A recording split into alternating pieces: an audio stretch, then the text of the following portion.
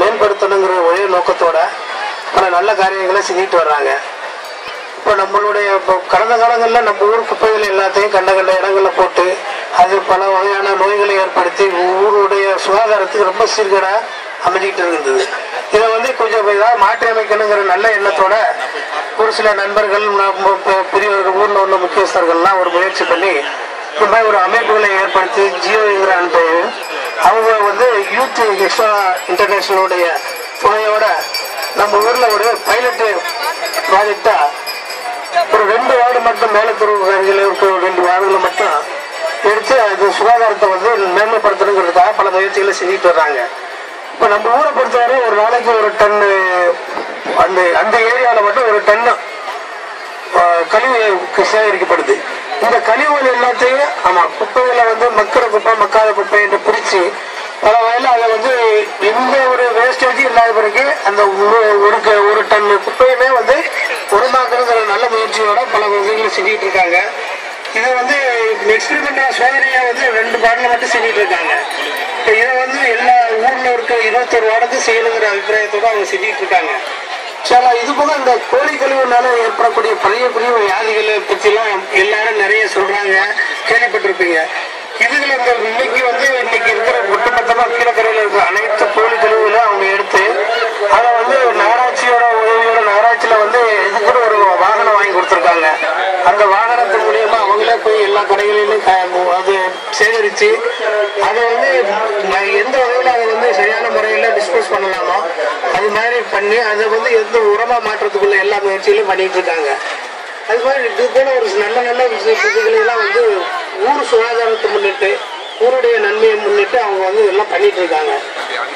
இந்த செயல்கள் எல்லாத்தையுமே எல்லாத்தையும் இந்த பணிகள் எல்லாத்தையுமே எல்லா 21 நம்ம ஊர்ல இருக்கக்கூடிய 21 வார்டுகள்லையும் செய்யணுங்கிற அபிப்பிராயத்தோட நல்லபடியா முயற்சி பண்ணிட்டு இருக்காங்க. இதுல முக்கியமா என்ன வேணும்னா நம்ம கழிவுகளை 100க்கு 100 எல்லாத்தையுமே உரமா மாற்றி அதை நமக்கே பயன்படக்கூடியதா நமக்கு பிரயோஜனப்படக்கூடியதா எந்த கழிவு நமக்கு தீங்கு விளைவிச்சுக்கிட்டு இருந்துச்சோ அந்த கழிவுகள் எல்லாத்தையுமே உரமா மாற்றி நமக்கு பயன்படக்கூடியதாக மாற்றி அமைக்கிறாங்க. அந்த பணியை இந்த 2 இயக்கங்களும் சேர்ந்து செஞ்சுட்டு இருக்காங்க.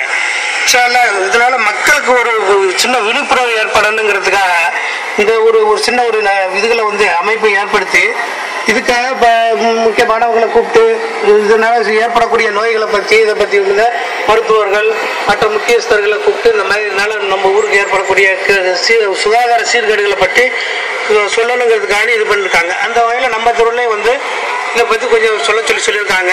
இதனால மக்களுக்கு நம்ம இதன் மூலியமா நான் முக்கியமாக இது வேண்டிக்கிறது என்னன்னா நம்மளுடைய கழிவுகளை எந்த அளவுக்கு நம்ம பராமரித்து அவங்கள்ட்ட ஒப்படைச்சு அதை கழிவுகளை சரியான முறையில் அதுக்குள்ள தீர்வு பிரகாரம் நம்ம செய்யறோமோ அந்த அளவுல நம்ம நோயிலிருந்து தப்பிச்சுக்கலாம். இல்லை நம்மளுடைய கழிவுகளை அங்கேயும் இங்கேயும் நம்ம எங்கேயாவது போட்டா போதும் எப்படியாவது டிஸ்போஸ் பண்ணிட்டா பரவாயில்ல யார் வீட்டில் கிடந்தா என்னன்னு சொல்லிட்டு அந்த மாதிரி நினைச்சோம்னா அதனுடைய தீங்கு எல்லாம் நம்மளுக்கு தான் திருப்பி வரும். நம்ம போடுற கழிவுனால ஏற்படக்கூடிய நோய்களை வச்சுதான் நம்ம மக்கள் இன்னைக்கு பாதிக்கப்பட்டு இன்னைக்கு ஒவ்வொரு அரசாங்க ஆஸ்பத்திரியில இருந்து எந்த டாக்டர்கிட்ட போனாலும் கூட்டமா நம்ம மக்கள் தான் நிக்கிறாங்க.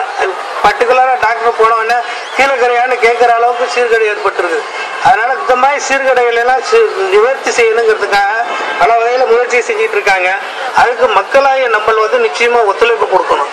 மக்களுடைய விழிப்புணர்வும் மக்களுடைய ஒத்துழைப்பு இல்லாம எந்த காரியமும் சக்சஸ் ஆகாது, எதுவுமே வெற்றி பெற முடியாது.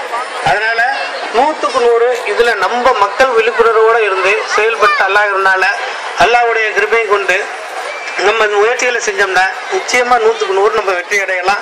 நம்ம ஊர் சுகாதாரத்துல 100க்கு 100 மேன்மை அடையுங்கிறத நம்பிக்கை நமக்கு இருக்குது. அதனால இப்ப நம்ம இதுல ஒரு சிலர்கள் அர்ப்பணிப்பு வேணும். அதுக்காக உள்ளவங்க அர்ப்பணிச்சு அவங்களால முடிஞ்ச விஷயங்களை அவங்களுக்கு நிதி உதவி செய்ய அறிவுரை செய்ய முடியும்.